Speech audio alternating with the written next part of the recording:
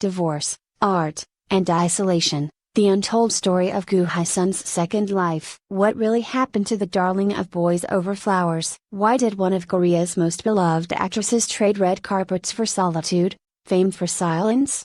In a world that once couldn't get enough of her, Goo Hye-sun suddenly vanished, and the truth behind her second life will leave you speechless. Join us now on Red Carpet Revealed as we uncover the haunting journey of a star who walked away from it all. She was once the girl everyone wanted to be.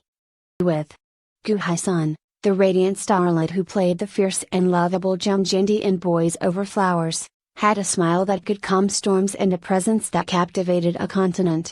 To millions, she was the embodiment of youth, hope, and fairy tale endings. But fairy tales are cruel in real life, and Goo Hye-sun's journey after the spotlight faded is far darker, stranger, and more beautiful than anyone ever imagined.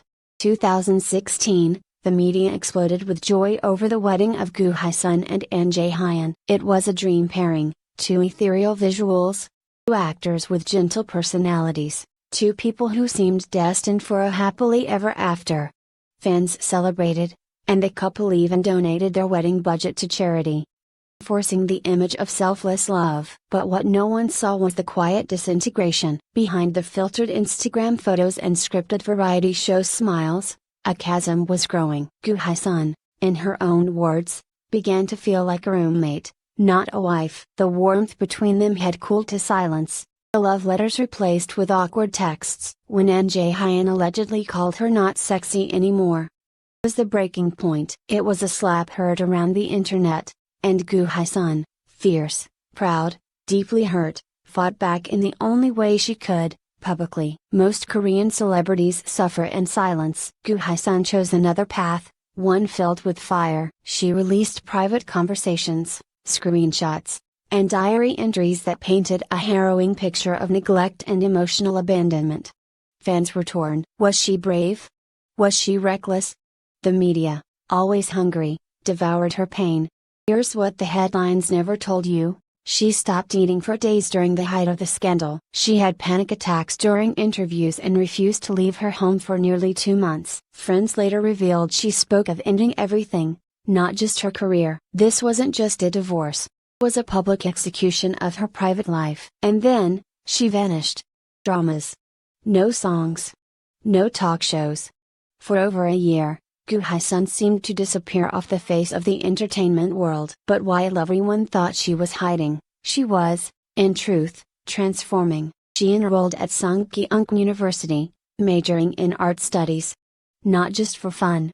Not just to find herself. She enrolled with the intensity of someone trying to outrun the ghosts of the past. And in that pursuit, she made a decision so raw, so revealing, that even her closest fans didn't know. She lived in her car. Yes. The woman who once walked red carpets in Chanel gowns, slept in the back seat of her vehicle, rain or shine, because she didn't want to burden her elderly mother with rent or stress. She bathed in campus bathrooms, convenience store meals, painted late into the night with numb fingers and a breaking heart. Was rebuilding not a career, but a soul. What emerged from that cocoon of silence was not a celebrity, but an artist. She began writing again, scripts, poems, and letters to herself. Her art exhibitions revealed canvases soaked in reds, blacks, and bone-white textures. Angry strokes, trembling lines, violent beauty. One critic wrote, "Her paintings feel like watching someone scream without sound." In 2021, her short film Dark Yellow shook critics. It wasn't commercial. It wasn't pretty. Raw, unsettling, and deeply personal, exploring power, gender, slow death of identity in a patriarchal cage. Viewers gasped. This wasn't Jandy anymore. This was Goo Hye-sun, unfiltered. She revealed that she wrote most of her scripts from the floor of her car. That during the worst nights, she'd leave the engine off to save gas and watch her own breath fog the windows while she storyboarded ideas. Then came the whispers. Insiders at Netflix Asia began noticing her scripts. Dark, minimalist, poetic. Unlike anything dominating the platform's K-content section, an executive called her writing delicate horror, soaked in longing. While no contracts have been confirmed publicly, It's known that Netflix requested exclusive readings of 3 of her unreleased screenplays, all of which center on themes of grief, loneliness, women trapped in silence. Could Goo Hye-sun be poised to return, not in front of the camera, but as Korea's next great female auteur? There's one moment that Goo Hye-sun never spoke of publicly, but those close to her have whispered about in hushed voices. A moment that perhaps defined the beginning of her second life more than the divorce or the disappearance ever could. It was a cold morning in February, deep in the winter of 2020, when she parked her car near the Han River. She hadn't slept the night before. Her phone battery had died hours earlier. She sat in the front seat, her hands frozen around a thermos of lukewarm coffee, staring out at the icy water. She later told a confidant, "I felt like I was already dead. Just waiting for the world to notice." But the world didn't notice. That was the unbearable part. The people who once called her unforgettable had already moved on to the next rising star, the next drama, the next scandal. Korea's brutally fast entertainment industry, fading from relevance takes only months. Being forgotten lasts forever. And so she made a choice, not to return, but to create. It started small. Doodles in her sketchbook. Short piano melody she played late at night, her fingers trembling.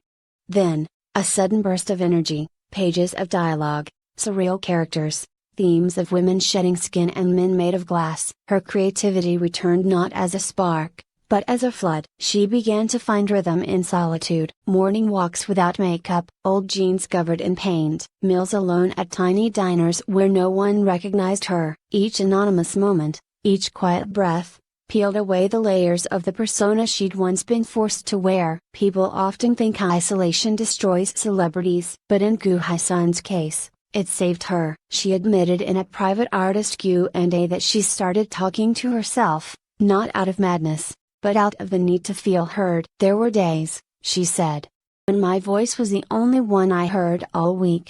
Loneliness didn't make her weaker, it sharpened her vision. Her upcoming screenplay, tentatively titled The Room with No Exit, is rumored to explore the mental unraveling of a woman who discovers her own existence was written by someone else. Those who've read early drafts describe it as emotionally suffocating, yet hypnotic, a mirror of the journey Goo herself has endured. Not just her writing that's shifted, her entire worldview has. She no longer believes in famous success. Being seen, she once wrote in a private journal, is not the same as being loved. And maybe that's the most startling transformation of all. The Goo Hye-sun of old wanted to be adored. The Goo Hye-sun of now wants to be understood. Or perhaps, she wants nothing from anyone at all. She has no manager. No publicist. She responds to inquiries directly, and usually with a single sentence, "Thank you. I'll think about it." The silence around her is no longer awkward, it's intentional. And in that silence, something rare has happened. Women in the industry have quietly reached out to her. Not for gossip, not for help with casting, for comfort. A few actresses, still trapped in the system of plastic smiles and media train answers, have described Goo as a sanctuary, a reminder that survival is possible, even if it costs everything. Still, the mainstream world remains uncertain what to do with her. She doesn't fit the mold anymore. She doesn't cry on cue or flirt for ratings. She doesn't belong to any agency or trend. She's unpredictable, emotionally raw, and frighteningly honest. And yet, in the shadows of all she's lost, has built something enduring, truth. There's no announcement of her next acting project, no release date for the rumored Netflix series, no return to variety shows. But if you look closely, past the noise, the reruns of Boys Over Flowers, past the internet's short attention span, you'll see something extraordinary, a woman who lost everything she was supposed to be, and somehow became something more. Goo Hye-sun didn't just survive her second life, he authored it. Line by line, frame by frame. In silence, in pain, in defiance. And maybe, just maybe, the world is finally ready to